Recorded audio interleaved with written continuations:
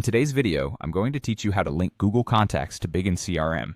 To get started, make sure you're signing into Bigin using an administrator account. This is important because integration settings are usually only available to users with admin permissions.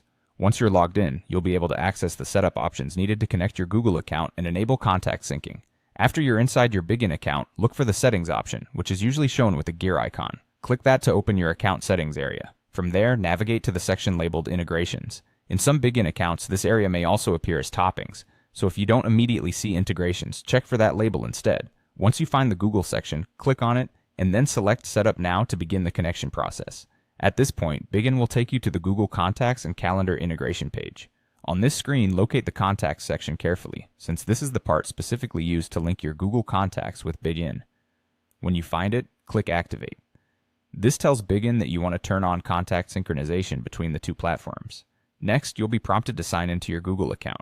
Go ahead and log in with the Google account that contains the contacts you want to connect.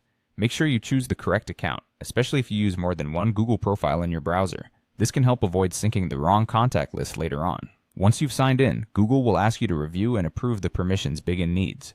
Grant Bigin permission to access your Google contacts so the integration can work properly. This step is essential because without those permissions, Bigin won't be able to read or sync your contact information. After the permissions are approved, the connection between Google Contacts and Bigin CRM should be activated. At that point, your integration setup is complete, and Bigin will be linked to your Google Contacts based on the options available in your account. If you run into any issues during setup, double-check that you're using an admin account in Bigin and the correct Google account during sign-in. Those are the two most common things that can slow down the process. And that's it. You've now learned how to link Google Contacts to Bigin CRM.